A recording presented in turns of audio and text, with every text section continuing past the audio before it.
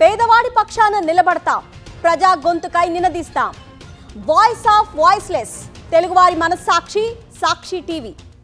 సాక్షి TV ప్రసారాల కోసం మీ స్థానిక cable ఆపరేటర్ను వెంటనే సంప్రదించండి. రామాయణం ఎన్నిసార్లు విన్నా ఇంకా ఇంకా వినాలనిపిస్తుంది.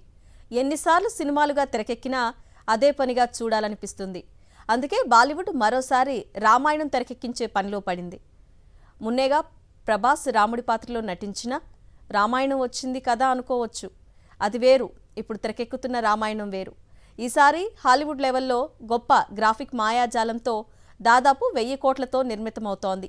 ఈ విషయం చిత్ర యూనిట్ రిలీజ్ చేసిన గ్లిమ్స్ చూస్తేనే అర్థమవుతోంది. రామాయణం ఆధారంగా మరో భారీ చిత్రం తెరకెక్కుతోంది. పైగా ఈసారి రాముడిగా రణబీర్ కపూర్ నటిస్తున్నాడు. ఈ విషయం ఇప్పటికే తెలిసినప్పటికీ చిత్ర యూనిట్ మాత్రం ఇప్పుడు రణబీర్ రామాయణానికి సంబంధించిన గ్లిమ్స్ ను రిలీజ్ చేసింది. వచ్చే ఏడాది దీపావళికి మొదటి భాగం విడుదల కానుంది.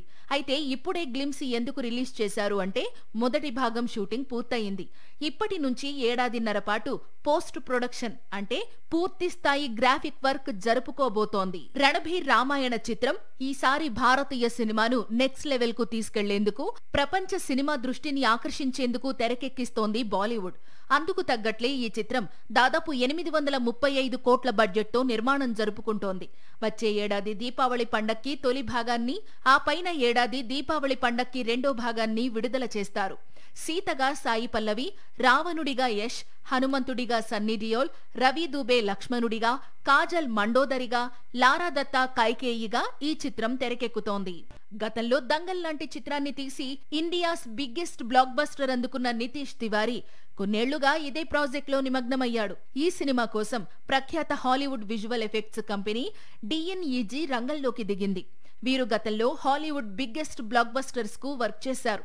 Dune series, blade runner, Harry Potter లాంటి ఎన్నో విజువల్ వండర్స్ ను క్రియేట్ చేశారు. ఇక ఈ సినిమాకు రెహమాన్ తో పాటు world famous German music composer Hans Zimmer సంగీతాన్ని అందిస్తున్నాడు.